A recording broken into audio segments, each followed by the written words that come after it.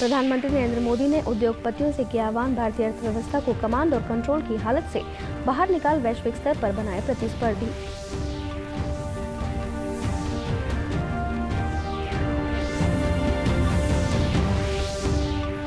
ICMR के सर्वे में lockdown की दिखी सार्थकता, दूसरे देशों के मुकाबले संक्रमण और मृत्यु दर में भारत की रिपोर्ट सराहनीय, कम्युनिटी ट्रांसमिशन के भी नहीं मिले हैं कोई संकेत।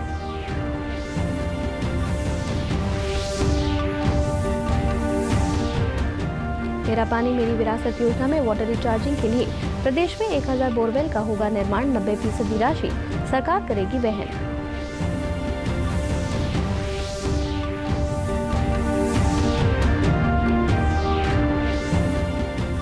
और प्रदेश में समय पर आएगा मानसून, मौसम विभाग ने ऑरेंज एरिया के जिलों के किसानों को सतर्कता बरतने की दी सलाह। इस बार 480 मिलीमीटर बरसात की जताई संभावना। नमस्कार, मैं पल्लवी और अब समाचार विस्तार से। आज वीडियो कॉन्फ्रेंसिंग के जरिए प्रधानमंत्री नरेंद्र मोदी ने कोलकाता स्थित इंडियन चैम्बर्स ऑफ कॉमर्स के 95वें वार्षिक बैठक के उद्घाटन सत्र को संबोधित किया। प्रधानमंत्री ने इस मौके पर कहा कि अब समय आ गया है कि भारतीय अर्थव्यवस्था को कमांड और कंट्रोल की हालत से बाहर निकालकर वैश्विक स्तर पर प्रतिस्पर्धी बनाया जाए और साथ ही घरेलू आपूर्ति श्रृंखला को भी मजबूत किया जाए। इंडियन इकोनॉमी को कमांड एंड कंट्रोल से निकालकर प्लग एंड प्ले की तरफ ले जाना है।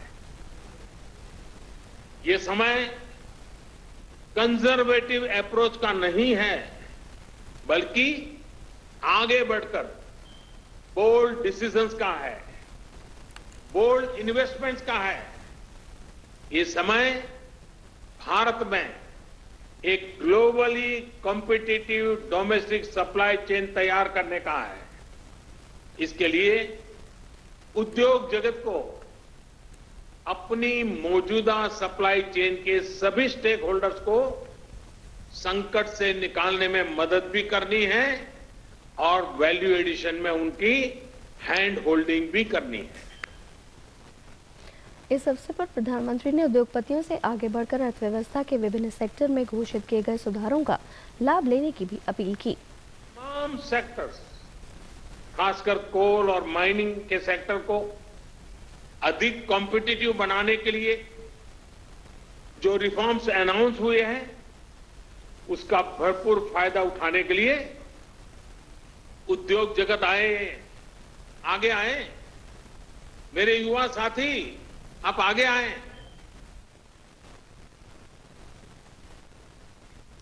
साथ ही प्रधानमंत्री ने यह भी कहा कि दुनिया कोरोना महामारी से लड़ रही है।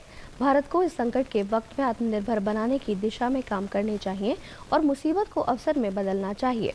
उन्होंने कहा कि हाल ही में लिए गए किसान हितैषी फैसलों ने कृषि अर्थव्यवस्था को गुलामी से मुक्त किया है। एग्रीकल्चर इकोनॉमी को परसों की गुलामी से मुक्त कर दिया है। सच्ची आजादी किसानों को मिली है।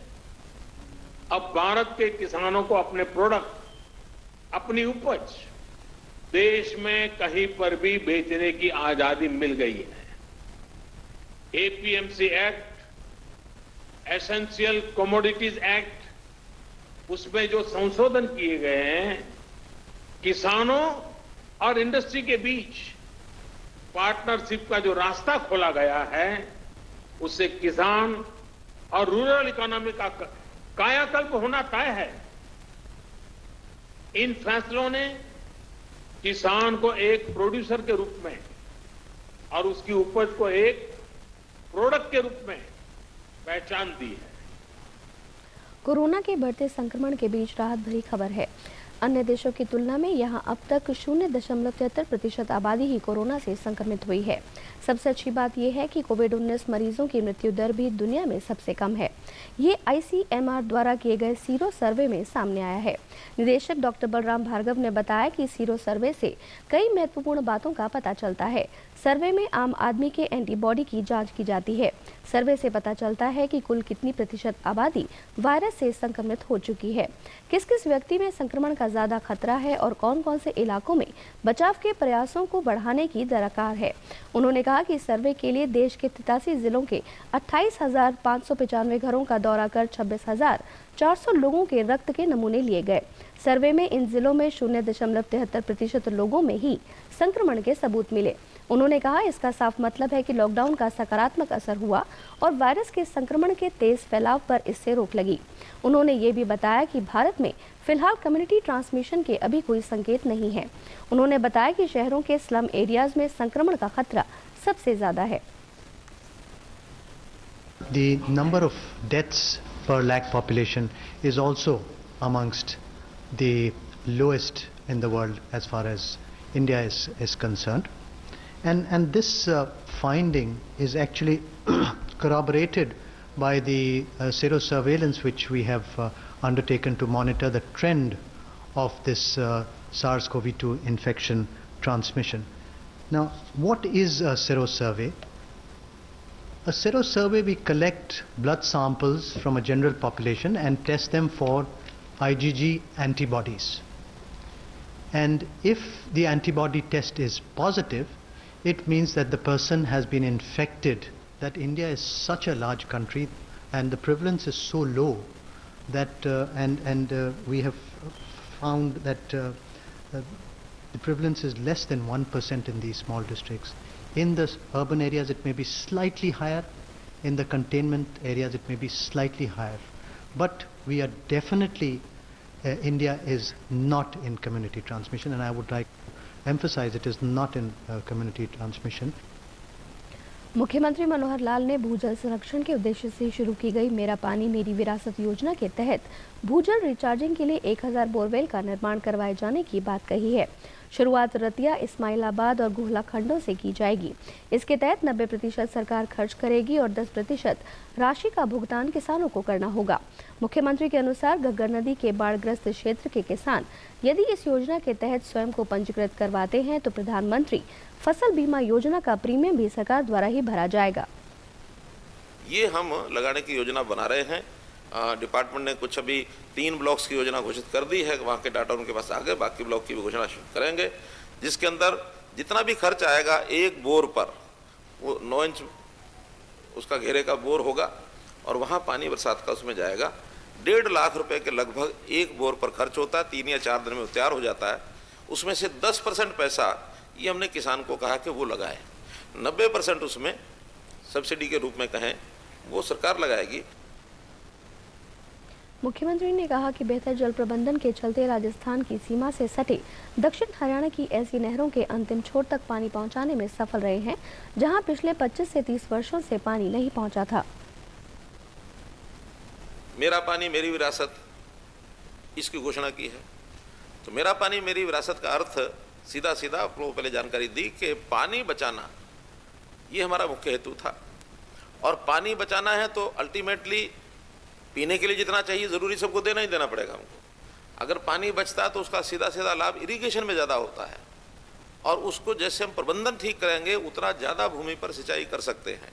दक्षिण हरियाणा में पानी पहुँचाने के लिए ये पानी का प्रबंधन हमको बहुत काम आया है। 300 ऐसी टेल जहाँ 25 साल से पानी नहीं पहुँचा था, 293 टेल में हमने पानी पहुँचाया। उन्होंने कहा कि मेरा गांव जगमग गांव योजना के तहत प्रदेश के 4500 गांवों में 24 घंटे बिजली आपूर्ति की जा रही है। आने वाले हरियाणा दिवस के अवसर पर इस योजना में 500 गांवों को और जोड़ा जाएगा। मुख्यमंत्री ने ये भी कहा कि ये योजना कुछ समय में ही पूरे प्रदेश में लागू हो जाएगी। मेरा गाँव जगमग गाँव योजना जो हमने बनाई थी, उसके अंदर 4500 गाँव में इस समय 24 घंटे बिजली जा रही है, और आने वाला जो हमारा हरियाणा दिवस है 1 नवंबर तक, इसमें 500 गांव और जुड़ जाएंगे। ये योजना 2016 में शुरू हुई थी।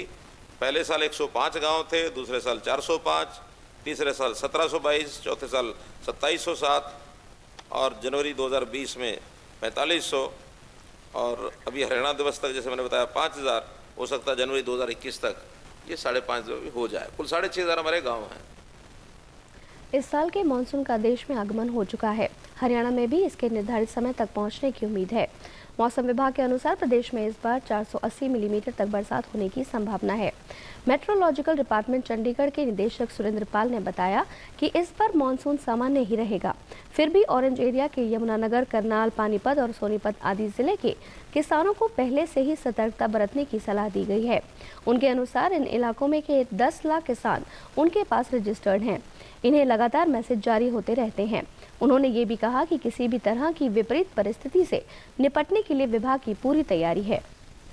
है जो भी लेटेस्ट रिलीज किया है उसमें काफ़ी अच्छा मानसून हमने फोरकास्ट किया है। तो पूरे जो जून, जुलाई और अगस्त जो 4 महीने का मानसून होता है उसमें बारिश जो है हरियाणा में जो जितनी बारिश मानसून में होती है 480 मिलीमीटर के आसपास जो एवरेज बारिश होती है उतने होने की संभावना है। हमारे यहाँ 10 लाख के आसपास फार्मर रजिस्टर्ड है हमारे पास, उनको मैसेज जाता है। और इसके अलावा जो है हमने कुछ ऐप भी डेवलप किए हुए हैं।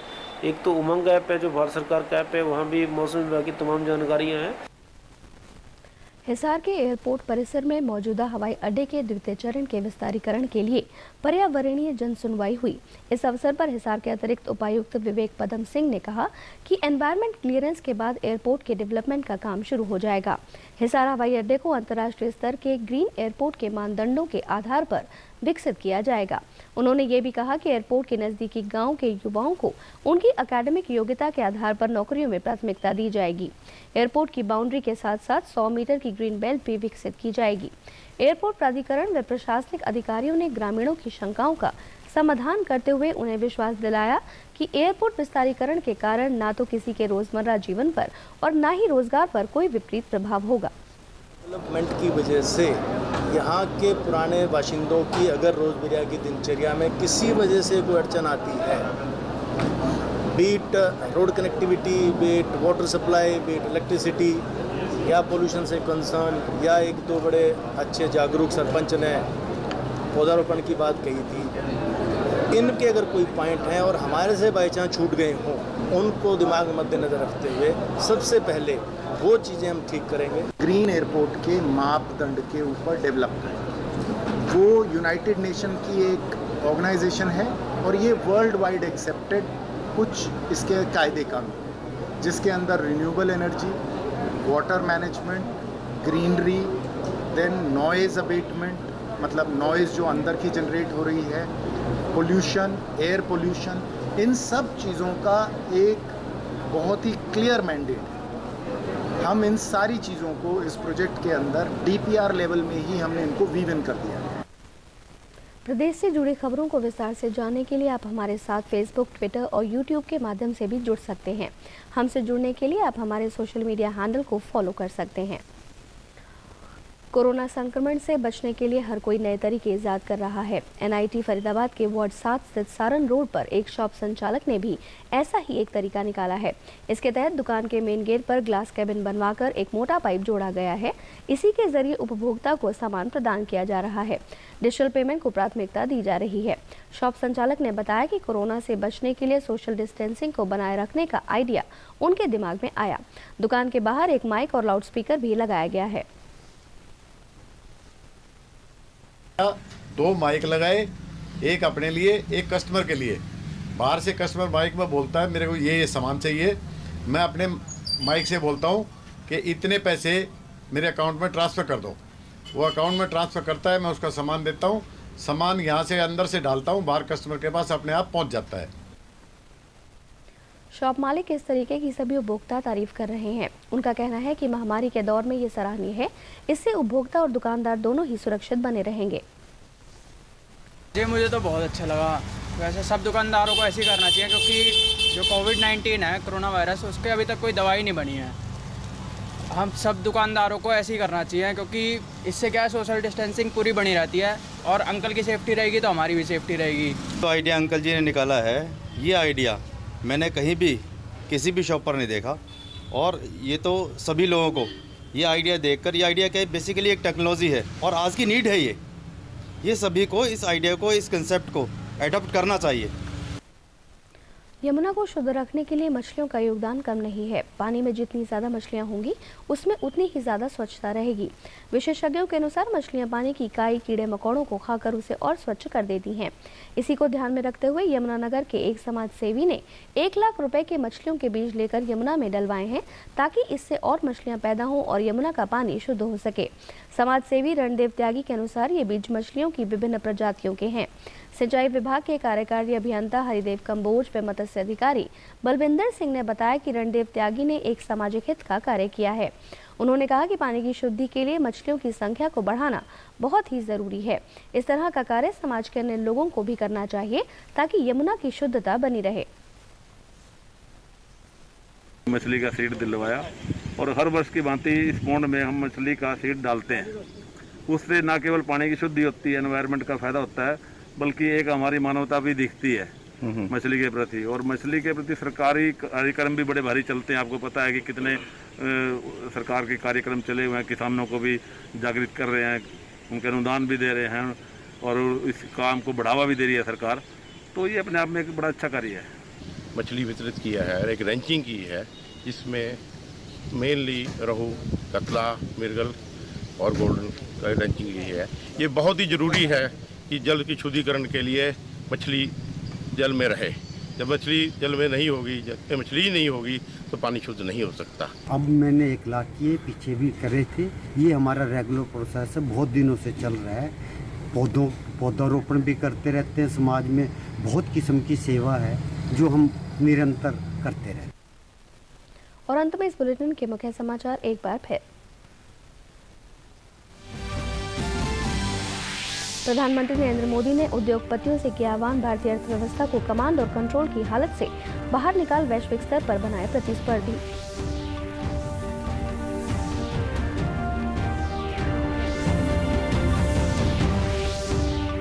ICMR के सर्वे में लॉकडाउन की दिखी सार्थकता, दूसरे देशों के मुकाबले संक्रमण और मृत्यु दर में भारत की रिपोर्ट सराहनीय, कम्युनिटी ट्रांसमिशन के भी नहीं मिले हैं कोई संकेत।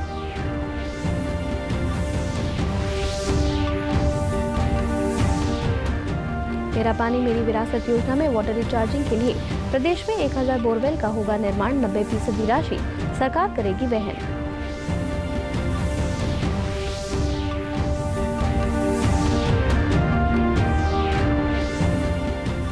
और प्रदेश में समय पर आएगा मानसून, मौसम विभाग ने ऑरेंज एरिया के जिलों के किसानों को सतर्कता बरतने की दी सलाह। इस बार 480 मिलीमीटर बरसात की जताई संभावना। समाचारों में आज बस इतना ही। नमस्कार।